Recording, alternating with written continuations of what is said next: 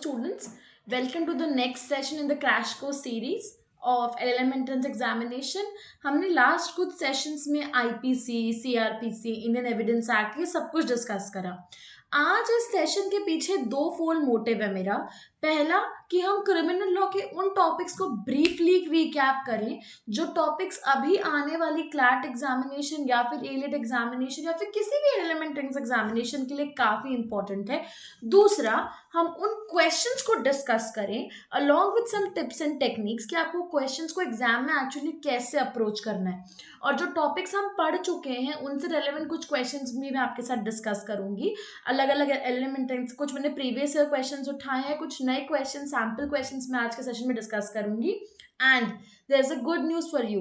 यदि आप आज के मेरे पूछे हुए क्वेश्चंस के इस सेशन में आंसर्स मेरे चैट बॉक्स में देते हैं, then you have a chance to win a freebie, and this freebie will be available to you and will be very helpful for you for the upcoming entrance examinations. So be there with me in the entire session. साथ में recap करते हैं कुछ important criminal law के concepts को और साथ में कुछ sample questions हम discuss करेंगे. कुछ आपको मैं बताऊंगी, कुछ आंसर्स मुझे आप बताएंगे चैट बॉक्स में, और हम आने वाले एग्जाम के लिए फटाफट क्रिमिनल लॉ को खत्म करते हैं. ऑलराइट, सबसे पहला टॉपिक जो मैंने यहाँ पर डाला है दैट इज अरेस्ट. ठीक है, अब अरेस्ट का क्या मतलब होता है? अरेस्ट का मतलब होता है किसी को डिटेन करना, किसी से उसकी personal liberty, right to move को छीनना होता है अरेस्ट. अब अरेस्ट पढ़ने से पहले सीआरपीसी के अंदर फटाफट हम रिवाइज करते हैं कौन से दो टाइप के ऑफेंसेस होते हैं.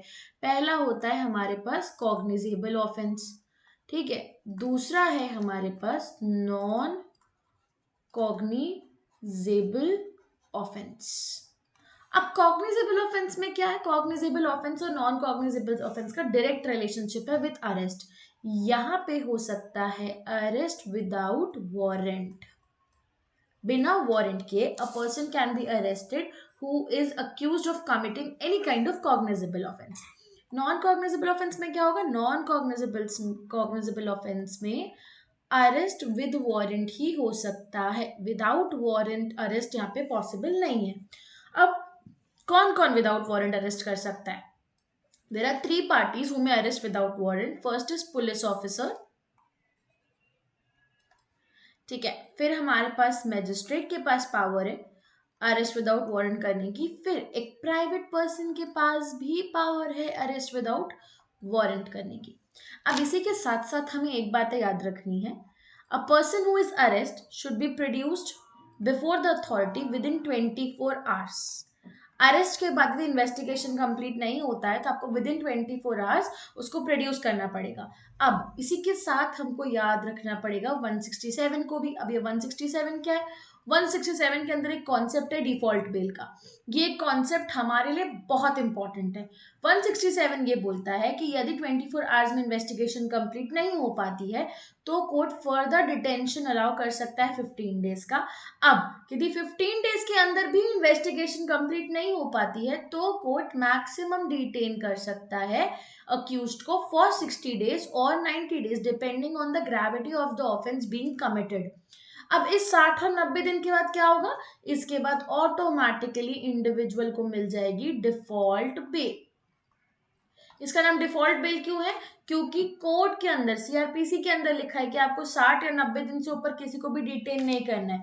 तब तक यदि इन्वेस्टिगेशन कंप्लीट नहीं हो पाता है तो आपको डायरेक्टली कोर्ट के अंदर और डिटेंशन और आपको और देर के लिए अरेस्ट करके आपकी लिबर्टी आपसे नहीं छीनी जा सकती और आपको ऑटोमेटिकली मिल जाएगी डिफॉल्ट बेल. अब ये पढ़ना क्यों इंपॉर्टेंट है? ये बेसिक सी चीज है, क्या इतना इंपॉर्टेंट है? बेल, अरेस्ट, ये दो topic exam point of view से बहुत इंपॉर्टेंट है और इसे हमें ढंग से कवर करना ही है. We can not skip covering these topics in detail. Alright, now what is the 60-90 days का लफड़ा? और अभी यदि आपने कंटेम्प्रेरी केसेस फॉलो किए होंगे तो आपने एक चीज सुनी होगी, यूएपीए. अब ये यूएपीए क्या है, क्यों है, इसको फटाफट समझते हैं. बेल और यूएपीए का क्या रिलेशन है? बेल जनरली हमें ग्रांट होती है सीआरपीसी में, डिफॉल्ट बेल 167 में. उसके अलावा सारे प्रोविजंस 436 में, 437 में, 438 में, 439 में, इसमें हमारे मैक्सिमम इंपॉर्टेंट प्रोविजंस दिए हुए हैं. ये क्या होते हैं मैं आपको ब्रीफली नेक्स्ट स्लाइड में एक्सप्लेन करूंगी. पर ये यूएपीए का चक्कर क्या है? यूएपीए स्पेशल स्टैट्यूट है जो कुछ स्पेसिफिक ऑफेंसेस की बात करता है। ऑलराइट, यूएपीए के अंदर बेल जो है वो as a matter of right available नहीं होता है, बल्कि डिस्क्रिशन होता है कोर्ट का। कौन से कोर्ट का? स्पेशल कोर्ट का। यूएपीए के अंदर ये जो डिटेंशन पीरियड हमने 60-90 डेज का पढ़ा है ना, यही डिटेंशन पीरियड को एक्सटेंड किया जा सकता है अप टू 180 डेज यदि स्पेशल कोर्ट चाहे तो। यदि स्पेशल कोर्ट को लगता है कि जो ऑफेंसेस यूएपीए से गवर्न हो रहे हैं उसमें हमको डिटेंशन पीरियड एक्सटेंड करना है, तो ये डिटेंशन पीरियड मैक्सिमम 180 डेज तक के लिए स्पेशल कोर्ट डिटेन कर सकता है। अब ये फैक्ट क्यों इतना इंपॉर्टेंट है? ये फैक्ट इसीलिए इंपॉर्टेंट है कि करंटली सुप्रीम कोर्ट ने के नाजिब का आपने नाम सुना होगा, और भी बहुत सारी कंट्रोवर्सीज हुई हैं करंटली जहां पर यूएपीए के बेल प्रोविजंस को इन्वोक किया है कोर्ट ने, या उसके बारे में कोई स्पेसिफिक रूलिंग दी है कोर्ट ने, जो हम आज के सेशन में और डिस्कस भी करेंगे। बट अभी के लिए हमें इतना समझना है कि क्यों हमारे लिए 167, क्यों हमारे लिए अरेस्ट, क्यों हमारे लिए बेल बहुत इंपॉर्टेंट है। Right, then moving further, report of investigation second important topic है हमारे लिए। सेक्शन 173 के अंदर बात की गई है दो टाइप्स की रिपोर्ट्स की। पहला है इनिशियल रिपोर्ट, ठीक है, दूसरा है सप्लीमेंट्री रिपोर्ट। अब देखो, इनिशियल रिपोर्ट जो है वो हमको 173 क्लॉज 2 के अंदर लिखा है, जो भी पुलिस ऑफिसर इन्वेस्टिगेशन का इंचार्ज है वो यदि इन्वेस्टिगेशन कंप्लीट करने के बाद उसको मजिस्ट्रेट को एक रिपोर्ट सबमिट करनी होती है, और ये report is merely a collaborative piece of evidence, ठीक है, it's not a substantive piece of evidence, these reports are mere collaborative piece of evidences, ये बात हमें याद रखनी है। तो जो वो इनिशियल रिपोर्ट कोर्ट में सबमिट करेगा 173 क्लॉज 2 के अंदर, वो इनिशियल रिपोर्ट होती है। उसके बाद यदि लगता है कि फर्दर इन्वेस्टिगेशन की जरूरत है, फर्दर इन्वेस्टिगेशन की जरूरत है, तो फर्दर इन्वेस्टिगेशन भी कंडक्ट की जा सकती है, और इसकी रिपोर्ट जो है वो 173 क्लॉज 8 के अंदर बनती है, और ये भी कोर्ट में सबमिट होती है in the form of supplementary report, ठीक है। लेकिन अब इन दोनों रिपोर्ट्स का एविडेंशियल वैल्यू क्या है? पहली बात, दोनों ही reports collaborative piece of evidences होते हैं। दूसरी बात, करंटली सुप्रीम कोर्ट ने एक लैंडमार्क केस में ये बोला that both of the reports, that is report submitted under 173 clause 2, that is an initial report, and the report submitted in the form of supplementary report, इन दोनों को court को consider करना mandatory है, और court अपना डिसीजन इसे consider करने के बाद ही देगा। That means both the initial report and the supplementary report are the part of main investigation report, and that has to be mandatorily submitted to the magistrate, and the magistrate will give a decision only after considering both of these reports altogether, both initial भी supplementary भी, दोनों reports court को consider करना पड़ेगा, उसके बाद ही court को specific judgement दे सकता है on the given topic in this particular case. So report of investigation इस तरीके से हमारे लिए बहुत इंपॉर्टेंट है, और हमें पता होना चाहिए 173 के अंदर। अब इसके साथ में हमें पता होना चाहिए कि स्टेटमेंट ऑफ विटनेसेस होते हैं वो 161 में रिकॉर्ड होते हैं। 161 के अंदर दिया हुआ जो स्टेटमेंट होता है वो भी कोलैबोरेटिव पीस ऑफ एविडेंस होता है, बट वो साइंड नहीं होता है बाय द विटनेस, कोई भी विटनेस उसको साइन नहीं करता है, वो उसकी टेस्टिमनी नहीं मानी जाती है। तो ये छोटी छोटी बातें हमें पता होनी चाहिए। आपने यदि इन सब चीज़ों के बारे में नहीं पढ़ा है तो एक बार जाइए सीआरपीसी का रिवीजन वीडियो देखिए, उसमें मैंने ये सब बातों को डिटेल में डिस्कस करा है।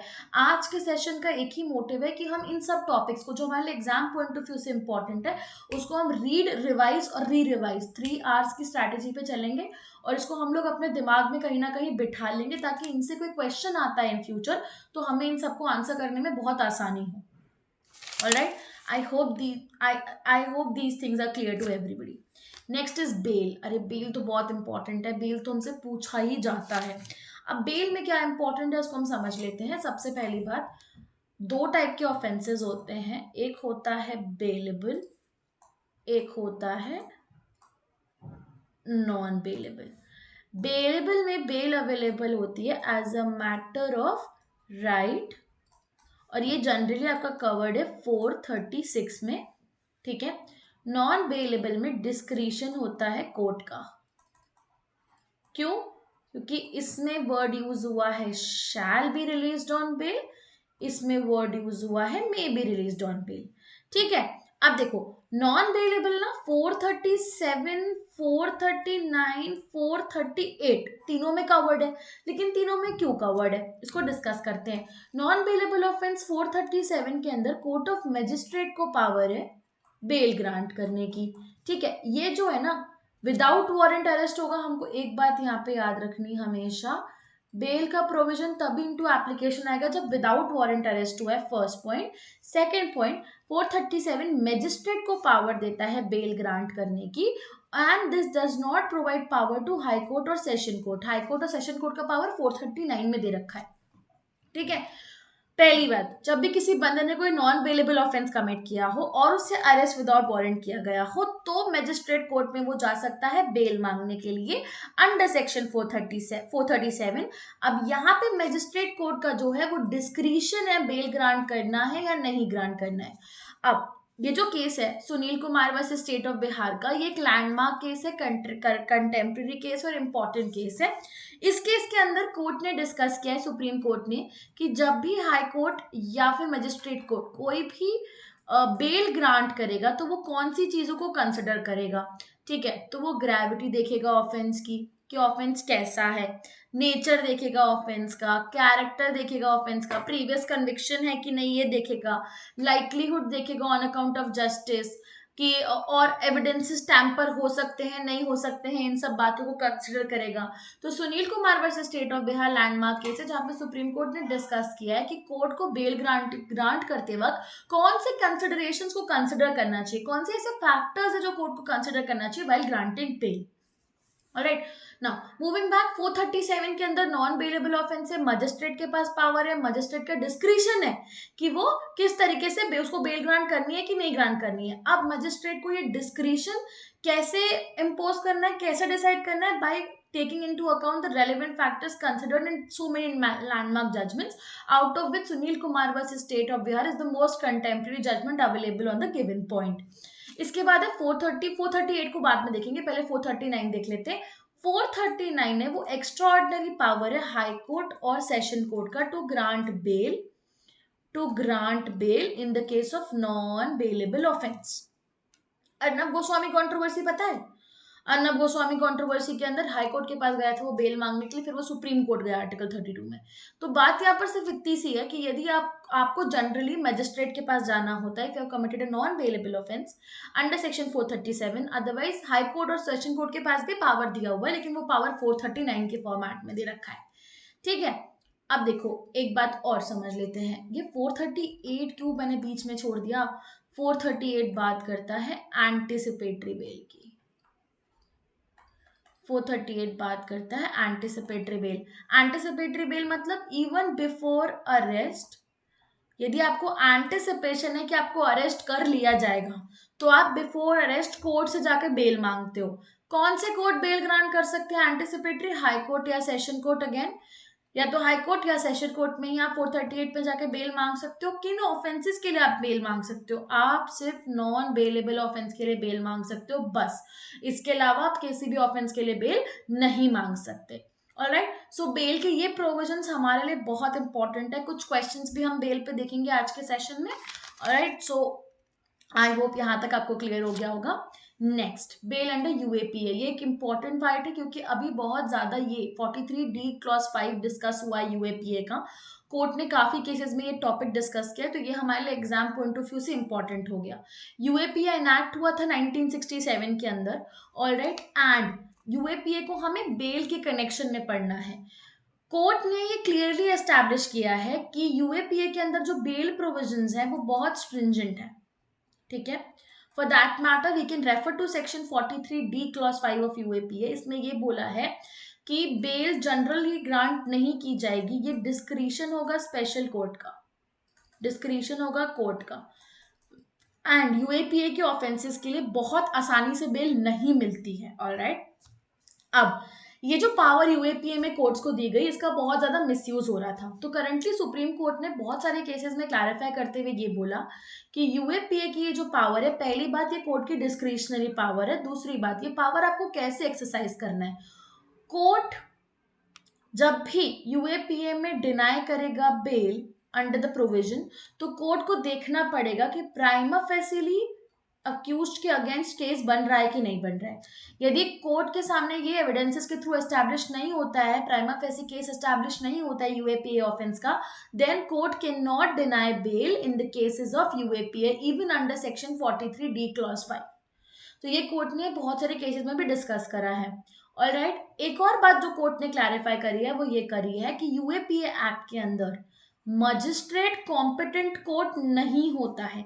Magistrate is not the competent court under UAPA legislation. The competent court is the special court empowered to try the UAPA offenses।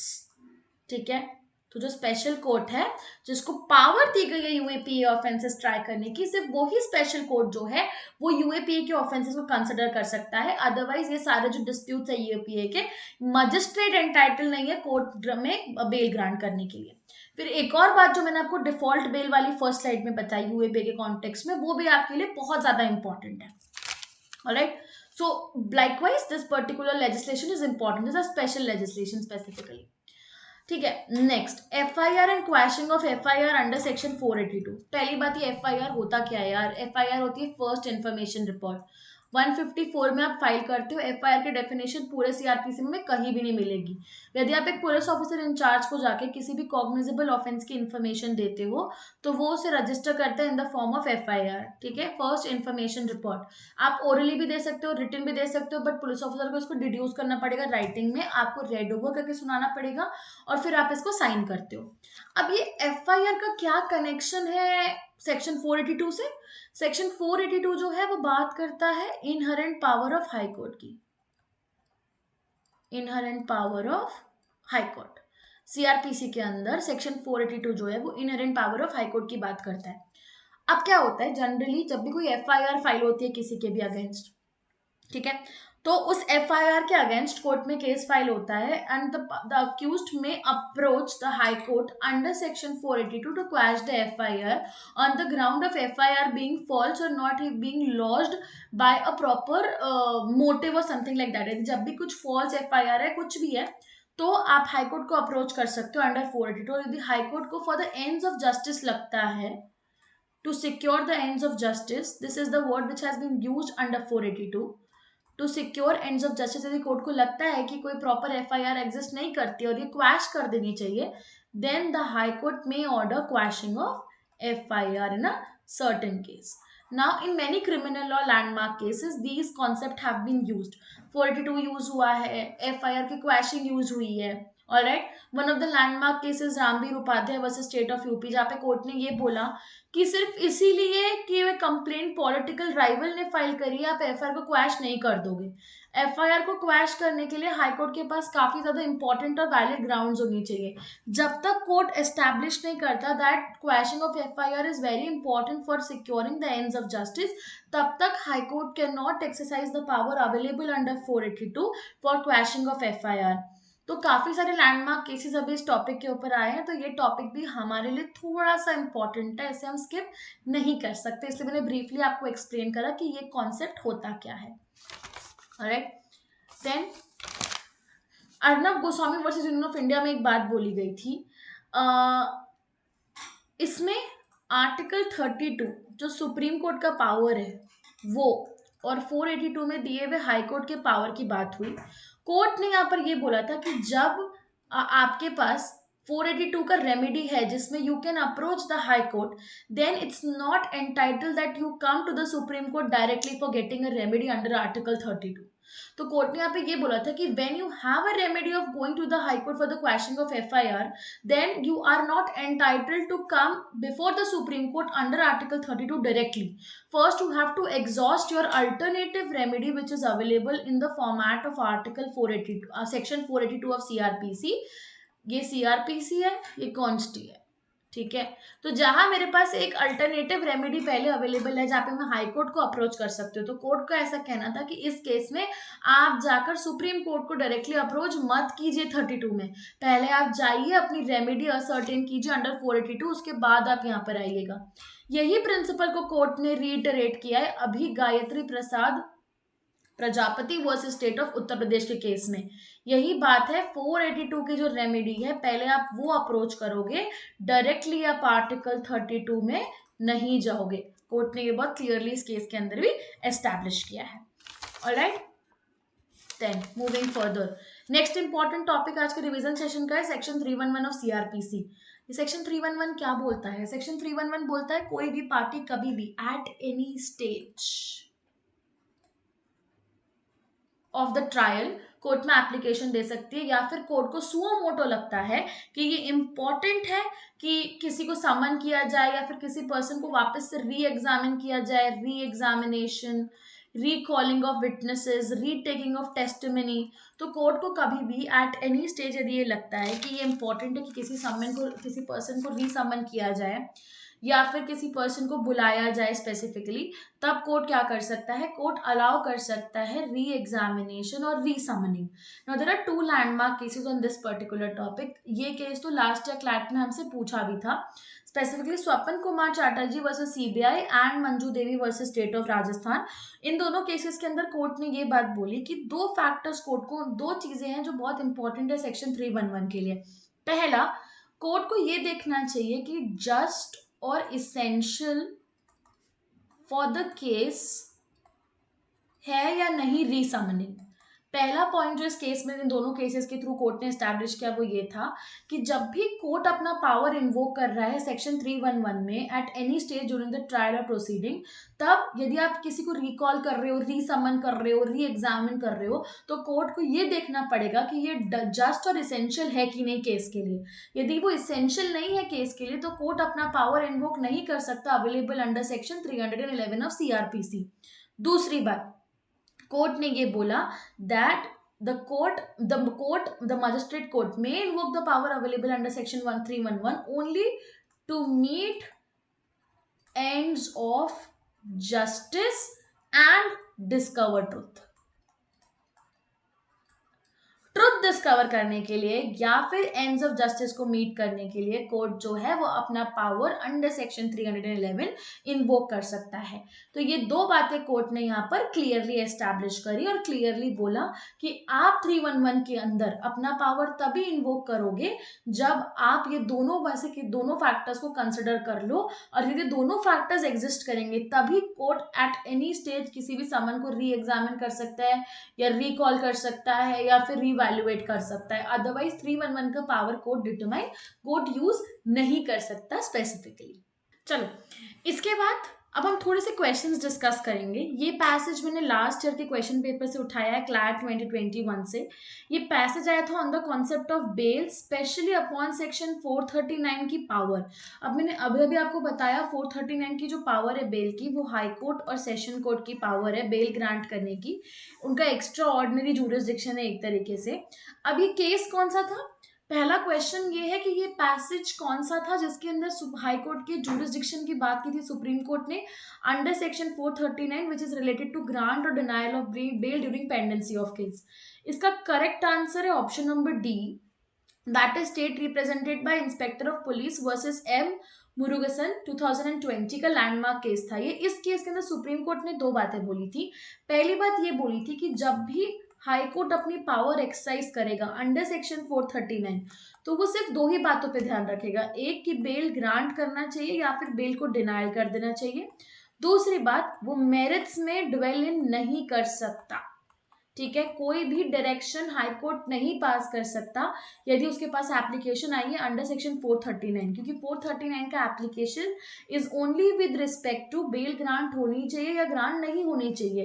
And as soon as the bail का कॉन्सेप्ट, द बेल का case is decided by the high court, the jurisdiction of high court comes to an and.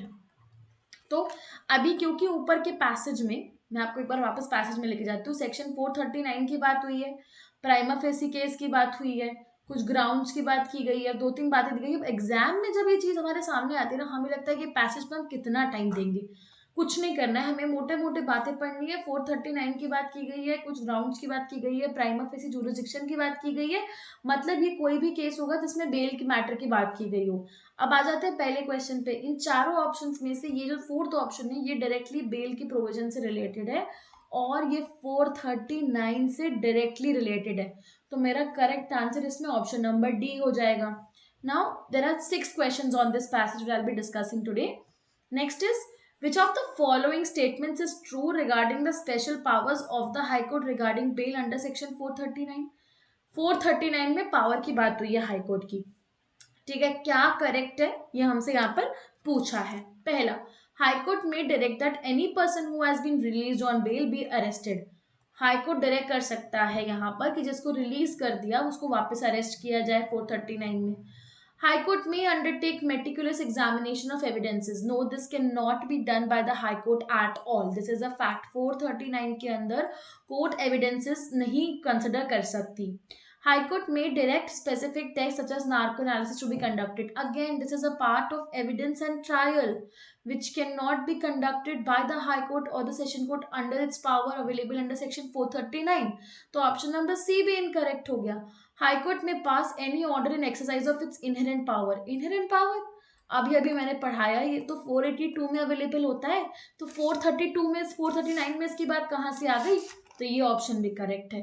439 clause 2 जब आप refer करेंगे तो आपको पता चलेगा that this option is absolutely correct, क्योंकि बाकी तीनों ऑप्शंस रॉन्ग है बाय द सिंपल लॉजिक. अब देखो, इसमें मुझे एग्जैक्टली 439 क्लॉज 2 पता हो ये जरूरी नहीं है. यदि मुझे इतना पता है कि उस केस में क्या बोला, क्योंकि उस केस में दो बातें बोली. हाईकोर्ट सिर्फ ग्रांट ऑफ बेल देख सकता है, ग्रांट या denial of bail. High court merits में नहीं घुस सकता और एविडेंसेस भी अप्रिशिएट नहीं कर सकता. यदि मुझे इतना भी पता होता और मुझे 439 क्लॉज 2 नहीं भी पता होता, तब भी मैं इस क्वेश्चन को अटेम्प्ट कर सकती थी, क्योंकि मेटिकुलस एग्जामिनेशन तो हाईकोर्ट कर ही नहीं सकता. ये तो इस केस के डिक्टम में ही बोला था. फिर नार्को एनालिसिस एविडेंस का पार्ट है, ये भी हाई कोर्ट इस लेवल पे नहीं कर सकता. और इनहेरेंट पावर का यदि मुझे सेक्शन पता है तो फिर ये भी ऑप्शन रॉन्ग हो गया, तो ऑटोमेटिकली मेरा फर्स्ट ऑप्शन करेक्ट हो गया. Alright, next question, which of the following statements is not true. मुझसे नॉट ट्रू पूछा है. अब इसका आंसर मैं आपको नहीं बताऊंगी, इसका आंसर आप मुझे बताएंगे. 4 ऑप्शंस यहाँ पे दिए हुए हैं. High Court may direct that any person accused of any offence and in custody be released on bail. एक बार मैं आपको हिंट देती हूँ, जाके 439 का क्लॉज 1 और क्लॉज 2 पढ़ेगा, शायद आप इस क्वेश्चन को बहुत इजीली आंसर कर पाए. Next, High Court may direct any condition imposed by a magistrate when the person is releasing a person on bail be set aside or modified. क्या High Court magistrate के grant किए हुए conditions को set aside या modify कर सकता है on account of bail? Again, this is on account of bail. So I'm just giving you a hint. Whatever I've told you, you may answer this question rightly. Next, the High Court may pass any order which in the opinion of the court could be in the interest of justice and personal liberty of the arrested person. ये सही है या गलत है, ये मुझे आप बताएंगे चैट बॉक्स में for this specific question. All right, so this question you will be answering in the chat box below this particular video, and you might win a chance to get a freebie also, which will be very important for you for your upcoming examination. Next, application decide करते वक्त court क्या करेगा? Court mini trial conduct कर सकता है. 439 की बात हो रही है, हमें याद रखना है पूरा का पूरा पैसेज 439 पे है, हाई कोर्ट की पावर पे. क्या कोर्ट मिनी ट्रायल कर सकता है? नहीं. इस केस के अंदर बहुत क्लियरली बोला था कि कोर्ट किसी भी तरीके का ट्रायल नहीं कर सकता. Next, opinion as to whether there is a prima facie case against the accused और नॉट. अब एक बार पैसेज में जाते हैं. पैसेज में एक वर्ड आया था प्राइमा फेसी, ये देखिए. इस क्वेश्चन का आंसर तो मुझे पैसेज में ही मिल गया.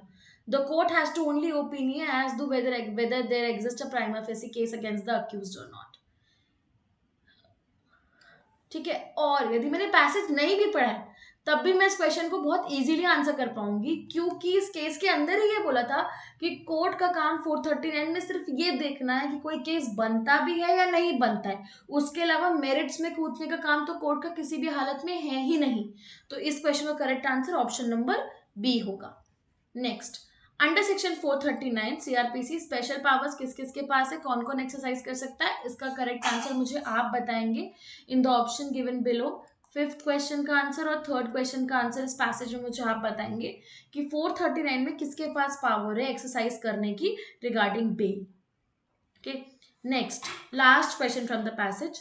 Under 439 of CRPC, the court may impose any condition which it considers necessary while releasing an arrested person on bail if the alleged offense is. Now, it's very important to understand कि section 439 के अंदर high court के पास और session court के पास कब power है person release on bell पे उसको बताने की कि उस पर कंडीशंस कब कब इम्पोज कर सकता है। 4 यहाँ पे ऑफेंसेस दिए हुए हैं और इसका आंसर आपको यदि आपको ये केस पता है तो ये आंसर आप कर पाओगे मुझे बहुत आराम से।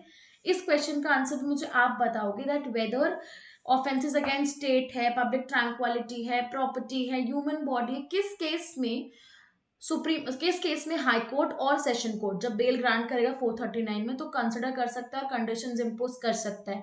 सो for this particular question you will be answering the same in the below chat box. Okay, then common cause versus of India. Now this यहाँ से क्वेश्चंस हो रहे हैं एलिट के पैटर्न पे। ये मैंने एलिट के पेपर से आपके लिए क्वेश्चंस उठाए हैं प्रीवियस ईयर के एनएलयू दिल्ली के एंट्रेंस एग्जामिनेशन से कि उसका कैसा क्वेश्चन आता है। ब्रीफली हम डिस्कस करते हैं, कुछ ऑप्शंस देखते हैं। Common cause versus union of India, hanging of rope का केस है, नहीं। डिले इन एग्जीक्यूशन का है, नहीं। लिविंग विल और पैसिव यूथनेशिया का केस है। इस केस के अंदर सुप्रीम कोर्ट ने बात की थी राइट टू डाई की और कोर्ट ने एक्सप्लेन किया था कि right to die fundamental right होता है हमारा अंडर आर्टिकल 21। पी रथिनम का केस, ज्ञान कौर का केस, ये सारे दोनों केसेस इसके साथ पढ़ना काफी इंपॉर्टेंट है। इसके बाद अरुणा शॉनबॉग भी था, ये सारे केसेस इससे रिलेटेड केसेस हैं। ये तीनों केसेस डायरेक्टली कॉमन कॉज से रिलेटेड केसेस हैं और इसमें सुप्रीम कोर्ट ने ये क्लैरिफाई किया था कि लिविंग विल्स और पैसिव यूथनेशिया ये लीगल माना जाएगा and active euthanasia was declared to be not allowed. So technically right to die को a part of fundamental right under right to life declare किया था कोर्ट ने इस केस के अंदर। कोर्ट ने क्लैरिफाई किया था कि passive euthanasia and living will ये दो बातें अलाउड होंगी, इसके अलावा active euthanasia is not legal in the country. Alright, next, कौन सा प्रोविजन प्रोवाइड करता है आईपीसी में punishment in the case if women is subjected to cruelty. Now there are 4 options available with you. 468 है, 473 है, 498 है, 498 बी है। चारों ऑप्शंस है। डायरेक्ट प्रोविजन बेस्ड क्वेश्चन है, एलिट में पूछा गया था। ऑलराइट, मैंने ये डिस्कस किया अपने लास्ट वीडियो में। So I am expecting an answer from you on this particular question. If you do not know the answer, go and see that particular video. You might find the answer in that particular video of IPC part 2. Alright. So do let me know in the chat box what is the correct answer to this given question. ठीक है, next, admissibility of a dying declaration in section 32 on the Indian evidence act can be traced upon. कौन सा legal maxim इससे correctly associated है? The correct legal maxim is option number 4। Simple सी बात होती है, whenever a person is dying he will not put a lie on his mouth while meeting God. This is the basic meaning of this particular maxim and this is absolutely correct. ये जो दोनों Maxim's है, ये Maxim's हमारे tort से related है और crime से रिलेटेड भी है, डिफेंसेस के मैक्सिम है। आप मुझे मीनिंग बताएंगे, द मीनिंग ऑफ क्यू फेसिट पर एलियम फेसिट, the option number B that is क्यू फेसिट पर एलियम फेसिट पर से का मीनिंग क्या होता है? Please do let me know in the chat box what is the meaning of this specific maxim. क्या मीनिंग है, किससे रिलेटेड है, कौन से ऑफेंस से रिलेटेड है, कौन से थॉट से रिलेटेड है। So do let me know the meaning of this particular chat box, this particular maxim in the chat box. For this specific question the correct answer is option number 9. Okay, next, which of the following persons are not entitled to claim maintenance under section 125 clause 4 of CRPC? A wife living in adultery, yes, she is not entitled to claim maintenance. ठीक है, wife living separately by mutual consent, yes, she is also not entitled to claim maintenance. So correct answer will be option number A and B here. थोड़ा सा 125 के बारे में जान लेते हैं, कौन कौन एंटाइटल्ड होता है। वाइफ होती है, पेरेंट्स होते हैं, चिल्ड्रन होते हैं, लेजिटिमेट, इललेजिटिमेट, ऑलराइट, और उसके साथ में ये सब डिपेंडेंट्स होते हैं इंडिविजुअल पे। And this remedy is available irrespective of religion. Interim maintenance भी दे सकते हैं, मेंटेनेंस चेंज भी किया जा सकता है, स्पेसिफिक प्रोविजंस, और ये सब मैंने आईपीसी के पार्ट 2 में डिस्कस करा है। एक बार उसको जाकर देखना, समझना। और ये सब बातें हमें पता होनी चाहिए, क्योंकि 125 ऑटोमेटिकली हमारे लिए बहुत इंपॉर्टेंट है, इनसे एग्जाम में पूछा जा सकता है। एंड ये ट्रेंड रहा है कि 125 पे काफी सारे क्वेश्चंस बहुत सारे एलिमेंट एंट्रेंस एग्जामिनेशंस में आए हैं। Alright, so for you this topic is automatically very important. Next पे चलते हैं, Joseph Shine. Joseph Shine versus union of India 2018 year का केस, कौन सा केस था? इस केस के अंदर कौन सा आईपीसी का प्रोविजन अनकॉन्स्टिट्यूशनल डिक्लेयर हुआ था? ठीक है, चार ऑप्शंस है, 309 है, 377 है, 497 है, 494 है। अब इसका आंसर मुझे आप बताएंगे चैट बॉक्स में, लेकिन मैं आपको एक फैक्ट जोसेफ शीन के बारे में यहाँ पे बता देती हूँ। इस केस के अंदर ये the correct answer you will be telling me, adultery का जो प्रोविजन है, कौन सा प्रोविजन है ये मुझे आप बताएंगे, ये अनकॉन्स्टिट्यूशनल डिक्लेयर हुआ था। 198 क्लॉज 2 ऑफ सीआरपीसी भी इसमें अनकॉन्स्टिट्यूशनल डिक्लेयर हुआ था। साथ में इनमें से जो करेक्ट आंसर है वो भी अनकॉन्स्टिट्यूशनल डिक्लेयर हुआ था, जो डायरेक्टली अडल्ट्री से रिलेटेड है। लेकिन कोर्ट ने यहाँ पे ये बोला था that may be it has been decriminalised but it still holds as a valid ground of divorce. ठीक है, it still holds as a valid ground of divorce under the personal laws. So you can ask for divorce under the provision, but it is no more it is no more constitutional in nature. It has been decriminalized by the court in the landmark case of Joseph Sheen. So you will be telling me in the chat box which is the correct provision which pertains to the concept of adultery.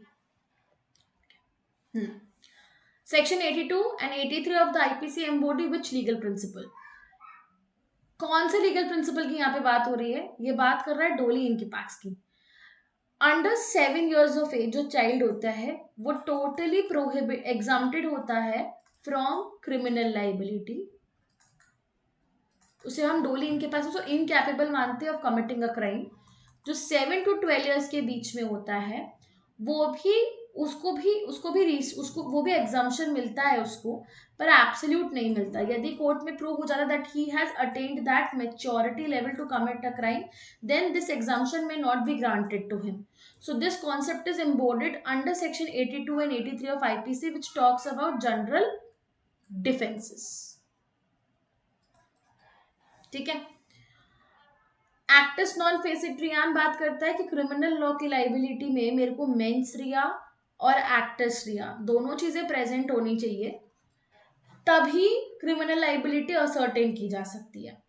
Voluntary not पेटेंजरा बात करता है if the plaintiff has himself consented to the crime, then liability cannot be imposed on the defendant. यदि defendant ये establish कर देता है consent के provisions जो हैं डिफेंस के, वो डी मिनिमिस नॉन क्यूरेट लेक्स जो है वो सेक्शन नंबर 95 में गिवन है, जो बात करता है ट्रिफल्स एक्ट की। छोटे छोटे बातों को, जो नेग्लिजिबल बातें उनको लॉ पनिश नहीं करता है। So this is mentioned under section 95। ठीक है, next there is one more passage which is on section 304B और 498A, डावरी डेथ की बात करता है ये। ठीक है, along with section 34 of IPC. 34 of IPC हमारा कॉमन इंटेंशन है, तो कहीं ना कहीं इस पैसेज के अंदर डावरी डेथ, कॉमन इंटेंशन और 302 ऑफ आईपीसी भी मेंशन्ड है, तो मर्डर की बात भी हुई है। ठीक है, क्वेश्चंस एक बार हम देख लेते हैं। ये बहुत ही करंट केस है, मैंने बहुत करंट केस से ये पैसेज उठाया है और ये केस के ऊपर क्वेश्चंस आने की पॉसिबिलिटी एग्जाम में बहुत हाई है। So I discuss 3 questions from this particular passage for your convenience. Alright, पहला क्वेश्चन मुझसे पूछा है, according to section 304 of IPC जब भी एक वुमेन का डेथ होता है तो वो डावरी डेथ कब कंसिडर किया जाता है? With in how many years of marriage? So if you have read section 304 of IPC, with in 7 years of marriage death होनी चाहिए, plus soon before her death she should be subjected to cruelty or harassment by her husband or relative of her husband for the demand of dowry। ये सब बातें मेरे लिए बड़ी important है यहाँ पे। ठीक है, अब देखते हैं ये सारी बातें मुझे कौन से ऑप्शन में मिल रही है। पहला 7 years of her marriage, ठीक है, plus the fact that soon before her death she was subjected to cruelty by her husband for demand of dowry. इसमें सब कुछ है लेकिन बाय हर रिलेटिव नहीं है, तो ये ऑप्शन गलत हो गया। सेकंड, 11 ईयर्स ऑफ मैरिज, ये तो यहीं पे गलत हो गया यार, 7 ईयर्स ऑफ मैरिज होना चाहिए, तो ये ऑप्शन भी गलत है। Next, 11 years of marriage, again ये भी यहीं पे गलत हो गया, 7 ईयर्स होना चाहिए था। लास्ट देख लेते हैं, 7 years of marriage, tick. Soon before her death, she was subjected to cruelty or harassment, tick. By her husband or relative, tick. For the demand of dowry, tick. चारों बातें 304 बी की यहाँ पे इस ऑप्शन में अवेलेबल है, तो correct answer होगा option number D for this given question. ठीक है, next, what is the name of the judgment? कौन सा लैंडमार्क जजमेंट है जिसमें ये बात कोर्ट ने डिस्कस करी है? You will be telling me the name of this specific judgment जहां पे कोर्ट ने डावरी डेथ की बात की हो, और ये क्वेश्चन जिससे पूछा जा सकता हो, this passage has been taken from which landmark case? You will be telling me the correct answer to this particular question in the chat box with the dictum of this particular case, and this case is very important for you, ये exam में पूछने का possibility है बहुत ज्यादा। ठीक है, next question, which of the following is incorrect regarding section 304B और 498 of IPC? क्या incorrect है? 304B डील करता है with punishment for dowry death, imprisonment for a term which is not less than 7 years but which may extend to life under 304B. This is correct. This is correct. 498A deal करता है husband and relative of husband subjecting her to cruelty. This is also correct. The term cruelty is nowhere mentioned. This is wrong. Explanation to section 498A of IPC defines cruelty. It do defines cruelty. ठीक है, cruelty define करता है ये, तो हमारे लिए ये सब सुपर इंपॉर्टेंट हो गया, तो करेक्ट आंसर हो गया option number D for this specific question. Now I have discussed 15 sample questions with you in this particular session. ऐसे हमें एग्जाम के लिए प्रिपेयर करना है। कुछ बातें जो हमारे लिए और इम्पोर्टेंट है वो ये है, हो सकता है हमें एकदम करेक्ट केस, हमें एकदम करेक्ट प्रोविजन ना पता हो, तब हमें हमारे ब्रेन से एलिमिनेशन मेथड लगाना होता है, और हमें ये देखना होता है कि यदि मुझे 304B के बारे में 5-6 बातें पता है, तो वो 5-6 बातें मुझे कौन से क्वेश्चन के अंदर मिल रही हैं, तो मुझे नियर अबाउट आंसर टिक करना होता है इन द एग्जामिनेशन। इसे हम जनरली एलिमिनेशन मेथड कहते हैं। जब हम क्वेश्चन पढ़ के कंफ्यूज होते हैं, तो पहले हमें जो ऑप्शंस एकदम इम्प्रोबेबल है उनको कट आउट करना चाहिए, ताकि हम एक्यूरेसी के साथ करेक्ट आंसर तक पहुंच पाए। सो आई होप आज का सेशन आपके लिए काफी फ्रूटफुल रहा होगा। मैंने आपके साथ कुछ सैम्पल क्वेश्चंस डिस्कस किए हैं। I am expecting good and correct answers in the chat box below, and trust me, you will be entitled to win some free goodies, and this goodies will be very helpful for you in the examination. Examination round the corner है, हमें इसे बहुत timely खत्म करना है, फटाफट खत्म, हमको बहुत अच्छे से अच्छे मार्क्स के साथ एग्जामिनेशन को क्रैक करना है, और हमारा जो प्रिपरेशन है वो एकदम एप्ट होना चाहिए, टू द पॉइंट होना चाहिए। सो आई होप आज का सेशन आप लोगों के लिए बहुत फ्रूटफुल प्रूफ हो, और इससे आपको एक फेयर और प्रिटी आइडिया मिला होगा कि हमें क्वेश्चंस को कैसे अप्रोच करना है, किस टाइप के क्वेश्चंस हम एग्जाम में एक्सपेक्ट कर सकते हैं, and this might help in your preparation strategy for the upcoming paper.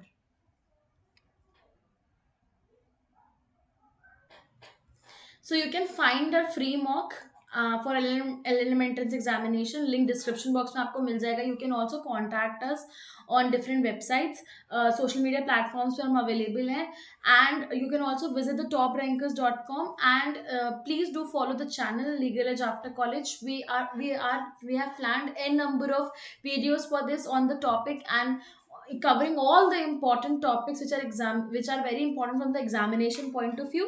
So do connect it with us and prepare well, and all the best.